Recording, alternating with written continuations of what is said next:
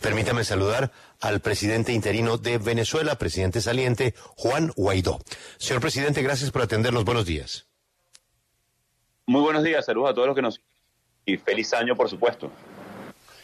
¿Qué pasó con usted? ¿Por qué la oposición le hizo el cajón?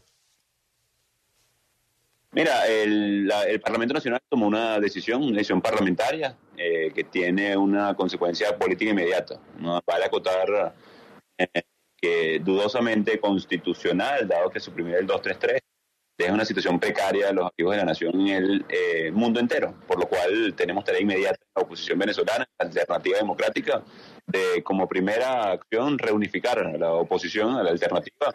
Hemos convocado ya unas primarias, así que empezamos un año, sí, agitado, pero con miras claras en tareas que nos dejan estas acciones políticas de tres partidos políticos, en este caso PJ, Un Nuevo Tiempo y Acción Democrática. Hay quienes dicen que este es el mayor triunfo de Nicolás Maduro, ya que usted lo reconocían 60 países y hoy pues se hará una transición nuevamente a reconocer a Nicolás Maduro, porque los países que reconocían a la oposición piensan que esto pues no es serio, y además está de por medio el manejo de millonarios recursos que las potencias tenían reservadas precisamente para la oposición, para que los manejara ese gobierno reconocido internacionalmente. ¿Usted cree que aquí el gran ganador es Maduro? Mira, ciertamente hoy no gana la alternativa democrática. A quien más le conviene la desaparición del gobierno interino es a Nicolás Maduro. Deja un vacío y nosotros no podemos permitir un autovacío de poder. Si bien el 5 de enero se instala la Asamblea Nacional con esta polémica, difícil decisión, y por cierto, hacía referencia a Evo Morales en un tuit que colocaba la situación en la OEA, por ejemplo, con Gustavo Tarri, el oro en Inglaterra.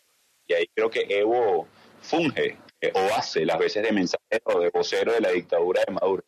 Maduro quisiera reconocimiento y quisiera dinero para seguir robándolo. No ha sido falta de dinero el problema en Venezuela, ha sido que se lo robaron. Entonces, por supuesto, esto hay que hacerlo de inmediato, y por eso esta herramienta de lucha, que es el gobierno interino, que es constitucional, que la hemos desarrollado con audacia y a mucho riesgo estos años, parece más una capitulación de estos tres partidos que la defensa de lo que estamos haciendo. Así que por eso te decía hace minutos, tenemos tarea inmediata en la alternativa democrática, y es reunificarnos con la gente de cara a esa elección presidencial que le deben a los venezolanos. Ciertamente, los tres partidos que promovieron la eliminación de la figura del gobierno interino argumentaron que los objetivos no fueron alcanzados por esa figura, puesto que Nicolás Maduro sigue en el poder. Y usted el día antes de la sesión propuso de alguna manera hacerse a un lado y mantener la figura del interinato. Si evidentemente tras 4 años no se había cumplido el objetivo, ¿por qué esta propuesta no llegó antes? ¿No llegó en el 20, en el 21? ¿Por qué llegar ahora en el 22? Mira, son 22 años de democrática en Venezuela, que ha tenido altos y bajos, grandes momentos de movilización, grandes momentos de persecución, porque cuando no ha habido movilización por la persecución que genera la dictadura, asesinato, tortura, presos políticos. Las herramientas de lucha son eso: la protesta, la posibilidad de un acuerdo, una negociación, el gobierno interino que tiene claro constitucional en el 233, por eso el reconocimiento de 60 países. Lo que no podemos permitirnos los venezolanos o Ucrania, defendiéndose de una invasión de Rusia, es entregar sus herramientas de lucha. Hoy esto se asemeja a esto, y yo lo digo y lo sostengo. Todos los cargos, y los demócratas sabemos que los cargos son circunstanciales, que debe haber alternabilidad. Obviamente hoy enfrentamos una dictadura, y la presidencia encargada para los venezolanos es una herramienta de lucha constitucional que le pone la mayor sanción en la historia de que conocemos de lucha democrática en Venezuela a Maduro, que es el desconocimiento claro, o sea, la caracterización de lo que es una dictadura señalado por crímenes de lesa humanidad, que ha generado la mayor crisis migratoria del planeta, por encima de Ucrania, por cierto, que sufre una invasión de Rusia, o de Putin, mejor dicho. Así que para nosotros hay propuestas, había alternativas, pero lamentablemente tres partidos que han tomado decisiones durante 22 años en Venezuela toman esta decisión política sin anclaje constitucional, que parece más un salto al vacío que una estrategia política. Así que, de nuevo, nos corresponde reconfigurar rápido la estrategia democrática, la buena noticia, a pesar de la dificultad, de la adversidad, es que ya hay en el horizonte temporal una primaria, que es la posibilidad de unificarnos con los venezolanos que siguen claramente deseando el cambio político en Venezuela y la salida de la dictadura. Señor Guaidó, Venezuela es uno de los países de Latinoamérica más endeudados con China. Si usted hubiese consolidado su gobierno, ¿hubiera pagado la deuda a China en el sector petrolero o la hubiese revisado? Mira, no solamente con China, lamentablemente Venezuela tiene miles de millones de dólares en acreencias, empresas que fueron expropiadas, litigios que por cierto estamos defendiendo hoy en cortes internacionales, producto de la responsabilidad de Chávez y luego de Maduro. Venezuela quiere ser un país solvente, Venezuela necesita serlo para generar confianza en la empresa privada, para generar inversión, así que por supuesto que hay que revisar las deudas. Y hay que buscar mecanismos de solvencia. Algunas hay que refinanciarlas, algunas hay que solventarlas en lo inmediato. Lo que es cierto es que hoy Venezuela no tiene para pagar el número de deuda que tiene en este momento, por lo cual necesitamos un periodo para reconfigurar nuestra economía. Como ustedes saben, una de las inflaciones más brutales del planeta también en Venezuela. Y sin democracia, sin Estado de Derecho, no va a haber confianza en la economía nacional. Así que la democracia no solamente es el valor fundamental por el cual luchamos, sino también de carácter práctico, tiene anclaje directo en la economía, en la confianza que necesitamos para la inversión privada, generar empleo, entre otras cosas, y lograr el cambio y el bienestar de nuestra gente, en definitiva, que sufre de una de las desigualdades más conocidas en este momento del planeta. Tenemos 90% de los venezolanos en pobreza. Señor Guaidó, ¿y este vacío de poder, como usted lo llama, en Venezuela hoy pone en riesgo los fondos bloqueados en el exterior? Mira, sin duda que hay varios tipos de situaciones. Una es, por ejemplo, los litigios. El caso del oro en Londres, el caso de Portugal, el caso de la demanda a los 2020. Están los activos protegidos en países que tienen sanción o protección o licencias, caso en los Estados Unidos. Así que cada caso es distinto. Lo que sí genera es mucha incertidumbre. Estamos trabajando para tratar de minimizarla, a pesar de que obviamente no solamente no tomamos esta decisión política de estos tres partidos, y más bien la confrontamos por las consecuencias que tenían en inmediato, pero estamos buscando las medidas para cada uno de estos casos atenderlas. De nuevo, es distinto la situación del oro en Londres, lejos de la dictadura de Maduro, que tiene un litigio que me reconoce como presidente encargado, a la situación de Citgo, que tiene adicionalmente una licencia de protección por parte de los Estados Unidos. Así que cada caso hay que analizarlo independientemente. Señor Guaidó, se han producido cambios en la presidencia de Estados Unidos. Usted alcanza el interinato con la presidencia del señor Trump. Usted alcanza el interinato con la presidencia en Colombia de Iván Duque. Los nuevos presidentes tienen una nueva visión sobre la situación y además se ha producido una pérdida de respaldo internacional. ¿Es todo eso lo que hace que usted haya saltado, digamos, participado en ese salto al vacío? ¿Puedes repetirme la última parte? Que no sé. Por resumir, ¿sí cree usted que la gran pérdida de apoyo internacional hacia usted hace que estos tres partidos lo hayan desechado como candidato, como presidente interino? Mira, hay un movimiento obvio en la región. Hay hoy aproximación ideológica a la dictadura de Maduro por parte de algunos presidentes en la región. El caso de Petro, el caso de Alberto Fernández, el caso de Bolivia, por ejemplo. Creo que eso es un error. Aproximarse ideológicamente a un dictador o económicamente incluso es un error. El caso más reciente, la evidencia más dura es Rusia. Se trató de una aproximación económica a Rusia por parte de Europa y el mundo entero. Y bueno, ya vimos en qué desencadenó. En una de las peores guerras del mundo moderno, que tiene un impacto directo en la economía global, en los precios de la alimentación en el mundo, incluso en el impacto en la inflación que tiene el planeta en este momento. Ideológicamente es aún peor, porque ni siquiera tiene un anclaje concreto en el bienestar de la sociedad, sino en intereses particulares de grupos políticos. Así que lo que nos corresponde, más allá de la autodefinición ideológica de algunos presidentes presidentes en la región, nos corresponde la defensa de los derechos fundamentales, de la democracia, de los derechos humanos, de la libertad, del libre mercado, de la autodeterminación, sí. Eso no es un concepto atado a una ideología, sino a la decisión y la soberanía de los pueblos. Así que la decisión política que se tomó es una decisión política. No, de nuevo, no tiene obviamente una visual parlamentaria por tener la mayoría parlamentaria, pero que no tiene un anclaje constitucional. Así que toca arriar con las consecuencias, que se hagan responsables. Luego de 20 años, como lo he dicho, han tomado decisiones estos mismos actores. Yo voy a asumir mi responsabilidad sin duda y voy a seguir aquí en Venezuela de los venezolanos, porque es mi vocación. Esto no tiene que ver con un rol, tiene que ver con un compromiso y un reto que hice, no de estos 4 años, sino de años de lucha democrática y de necesidad en Venezuela. Mire, yo le voy a dar 3 nombres y usted me dice qué comportamiento tuvieron ellos, han tenido ellos con su presidencia interina. Primer nombre, María Corina Machado. ¿Cuál fue su comportamiento con su presidencia interina? Mira, María Corina siempre ha estado en una posición de diferenciación con el resto de los factores de la alternativa democrática, y hoy continúa en esa misma posición. Es un valor de la lucha democrática en Venezuela, pero ha sido de diferenciarse. Yo creo que es un momento de unificar, independientemente de las posiciones políticas, y de nuevo hacerse responsable de las decisiones. Ahora, la ventaja que vamos a tener es que de cara al objetivo político, lograr una elección libre y justa, necesitamos un liderazgo renovado, y para eso va a ser la primaria. Leopoldo López.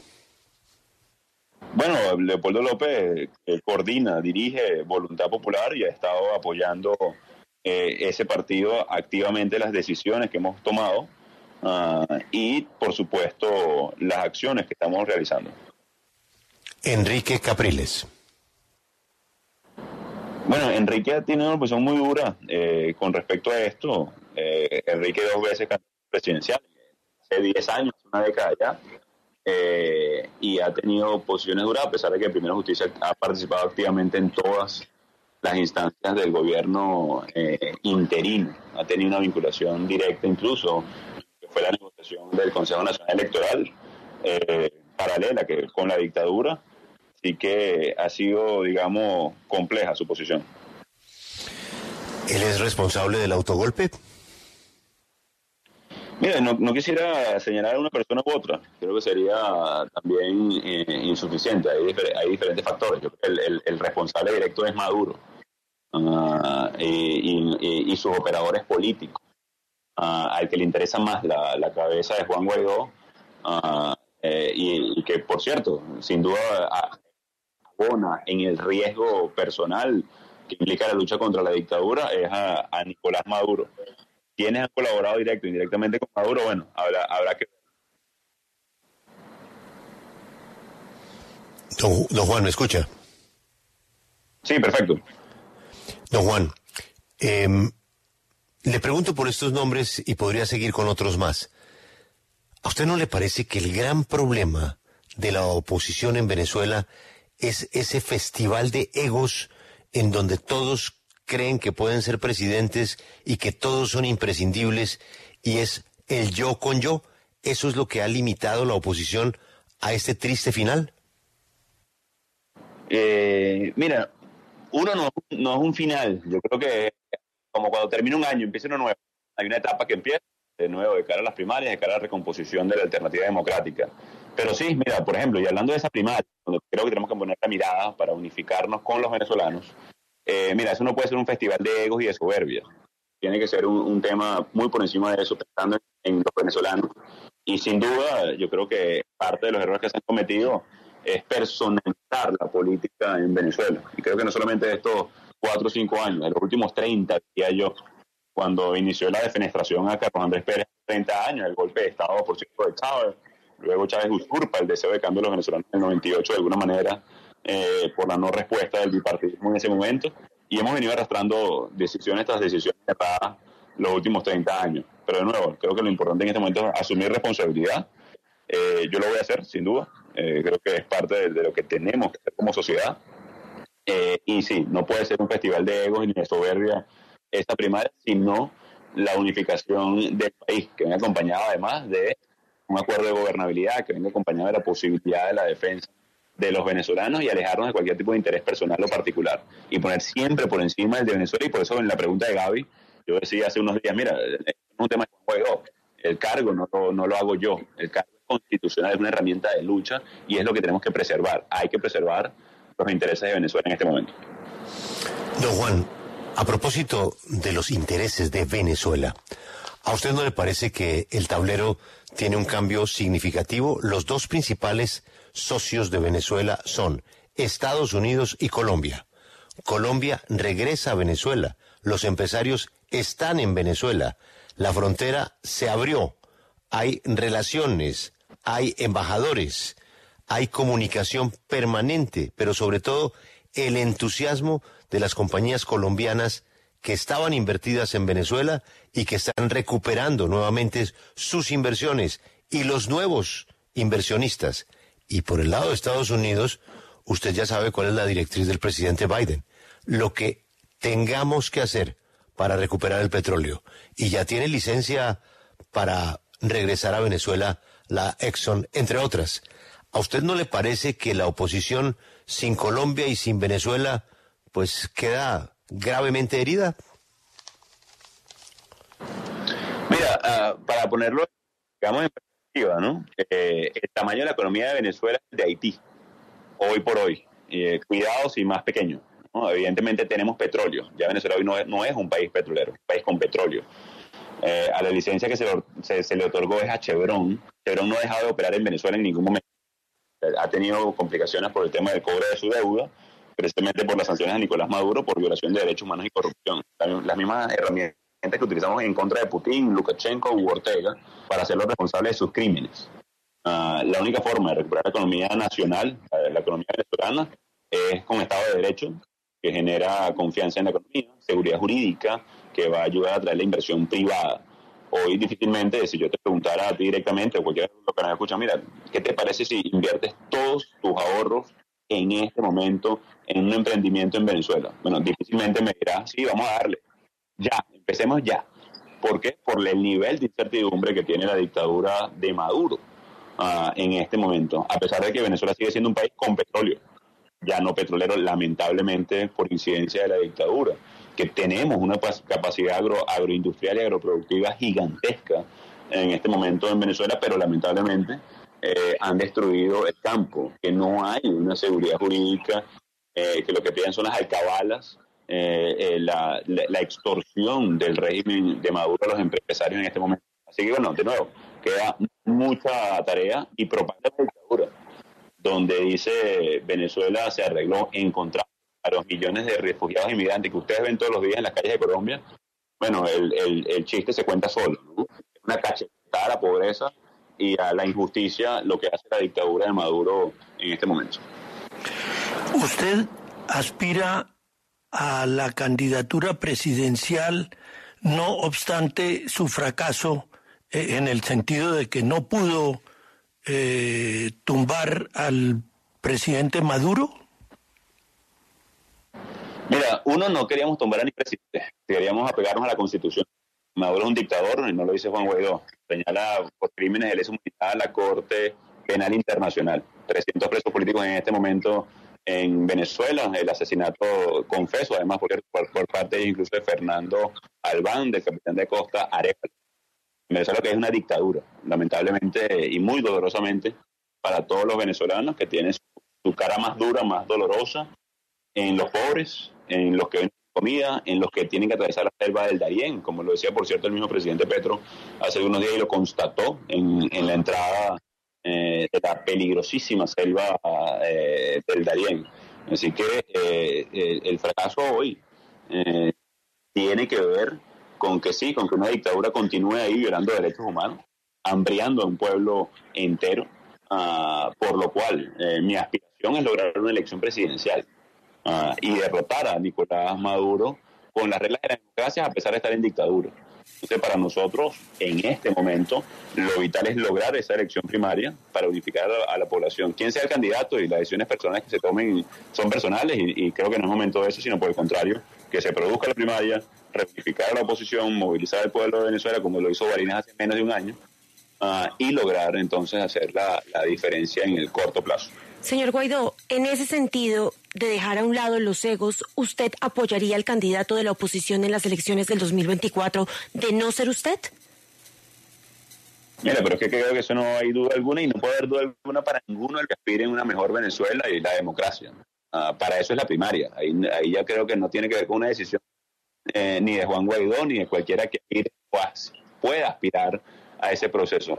Lo que estamos apelando es a la buena voluntad de los venezolanos, a la organización, a la movilización y que seamos todos juntos los que decidamos quién va a abanderar para enfrentar a la dictadura de Maduro, que sabemos que no es un camino de rosas. Es decir, vamos a seguir estando en dictadura aún haciendo la primaria, pero nos va a dejar en mejor posición para enfrentar y focalizar en el objetivo que tenemos desde hace muchos años, una elección libre y justa, que nos deben desde el 2018, cuando Maduro se la robó, y parte del origen de todo este conflicto en Venezuela. Señor Guaidó, le pregunto desde Londres porque el oro de Venezuela está resguardado en el Banco de Inglaterra y pues ya sabemos que los tribunales le han negado al gobierno de Maduro este oro porque el gobierno británico lo reconocía a usted como presidente interino de Venezuela. ¿Qué va a pasar ahora? Mira, vamos a procurar resguardarlo, a pesar, insisto, de la decisión política equivocada de estos tres partidos. Estamos en constante comunicación con los abogados, que hasta el 5 de enero soy presidente de la Asamblea y vamos a buscar los mecanismos para poder, hay que evitar que este dinero siga siendo usado o para censura. Maduro en los últimos años solamente cerró más de 100 emisoras de radio en Venezuela para la tortura o para la represión. Hoy, por ejemplo, el teniente Marín Igber Chaparro, preso político de la dictadura, se tiene casi 42 días en huelga de hambre por sus derechos. Y miren, yo he hecho huelgas de hambre. Hice huelga de hambre, por cierto, para exigir en Venezuela en el 2015. Nadie hace una huelga de hambre para morir, lo hace para vivir con dignidad. No ha sido atendido la petición de la familia del teniente coronel. Son muchas las tareas que tenemos en el corto plazo. Parte de ellas es la protección, en este caso, del oro. Que como lo decía al principio, hay distintos tipos de activos protegidos. El caso del oro depende de un juicio que se me reconoce como presidente encargado. Las consecuencias pudieran ser obvias, pero no quiero adelantar criterios hasta poder hablar en definitiva con los abogados e incluso con el gobierno de Londres para evaluar las opciones de mantenerlo lejos de la dictadura. Usted señala que la decisión de estos tres partidos, de Primero Justicia, Acción Democrática y Un Nuevo Tiempo, fue un salto al vacío. Ese salto al vacío tiene que ver con las negociaciones en México, porque esos tres partidos están sentados con la plataforma unitaria en México con el gobierno de Nicolás Maduro. ¿Cree que esto fue una especie de negociación paralela? Darle al gobierno de Nicolás Maduro la eliminación del gobierno interino para mantenerlo sentado en ese proceso de negociación. Bueno, si es una negociación paralela, no tiene que ver con, de ninguna manera entonces con México, porque la negociación en México se lleva en México. Sería más bien una irresponsabilidad, algo paralelo, teniendo la posibilidad formal de seguimiento a un acuerdo que sabemos que la dictadura siempre busca evadir, que siempre busca evitar. Ellos buscan ganar tiempo, ellos buscan distender la presión internacional y es lo que nosotros, por otro lado, evitar. Lograr un acuerdo en México significa una mejor elección presidencial, significa una solución al conflicto en definitiva, y como decimos en Venezuela, no podemos dar papaya, creo que en Colombia ya lo dicen igual. Es decir, no podemos facilitar la cosa a la dictadura. Entonces, hay que retomar la posibilidad de una negociación seria, no simplemente para que haya tiempo la dictadura, y si partidos de manera paralela hicieron una negociación, tendrán que responder ante la historia, porque, de nuevo, capitular ante una dictadura, es decir, entregar herramientas de lucha a cambio de nada, sería casi traición. Señor Juan Guaidó, presidente interino saliente de Venezuela, muchas gracias por su tiempo. Aprovecho para desearle un muy feliz 2023, pero sobre todo un regreso a la democracia en Venezuela y sobre todo de prosperidad que tanto merecen sus compatriotas. Gracias por atendernos. Acompáñenos en el canal de YouTube @Julio Sánchez Cristo Oficial.